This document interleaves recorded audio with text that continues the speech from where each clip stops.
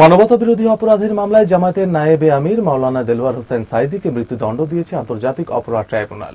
সকাল 11:10 আসামির উপস্থিতিতে রায় পড়া শুরু হয়। বেলা 1:45 মৃত্যুদণ্ডাদেশের রায় ঘোষণা করেন বিচারপতি এটিএম ফজলে কবির। রায়ে বলা হয় 20টি অভিযোগের মধ্যে 8টি সন্দেহাতীতভাবে প্রমাণিত হয়েছে। দুটি ঘটনায় অভিযুক্ত করে তাঁকে মৃত্যুদণ্ড দেওয়া হয়। রায়ের পর তাৎক্ষণিক প্রতিক্রিয়া অ্যাটর্নি জেনারেল বলেন, সত্যের জয় হয়েছে। আসামিপক্ষ এই রায়ের বিরুদ্ধে আপিল করবে। তাপস চন্দ্র দাসের ক্যামেরায় প্যাট্রিক ডিকস্টার রিপোর্ট। আন্তর্জাতিক অপরাধ ট্রাইব্যুনাল 1 দেলোয়ার হোসেন সাঈদীকে 71 মানবতা বিরোধী অপরাধের অভিযোগে মৃত্যুদণ্ড দিয়েছে।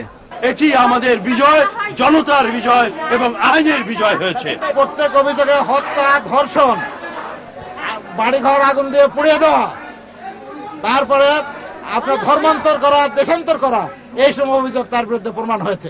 সকাল 11:10 জনাকীর্ণ আদালতে সাঈদীর উপস্থিতিতেই রায় ঘোষণা শুরু হয়। বেলা 1:45 মৃত্যুদণ্ড ঘোষণার পর তাৎক্ষণিক প্রতিক্রিয়ায় অ্যাটর্নি জেনারেল বলেন, এ বিজয় সত্যের।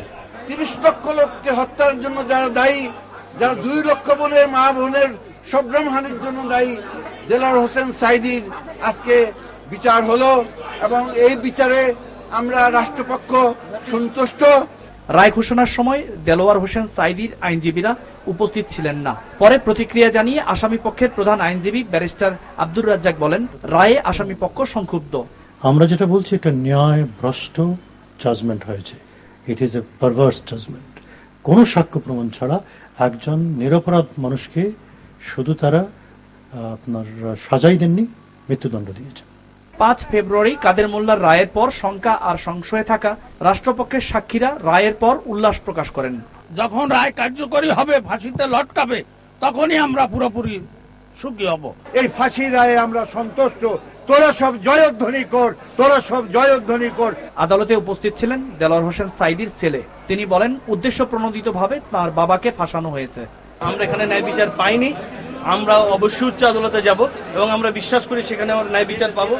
মুক্তিযুদ্ধের সময় সংগঠিত মানবতা বিরোধী অপরাধে অভিযুক্ত মাওলানা দেলোয়ার হোসেন সাঈদীকে মৃত্যুদণ্ড দিয়েছে এই আদালত।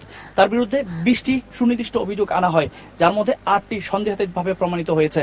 আদালত বলছে, এই শাস্তি কোন রাজনৈতিক নেতা বা মাওলানা দেলোয়ার হোসেন সাঈদীকে নয়, এই শাস্তি দেওয়া হলো 1971 ঘৃণ্য এক রাজাকারকে। আন্তর্জাতিক অপরাধ ট্রাইব্যুনাল থেকে প্যাট্রিক ডিকস্টার।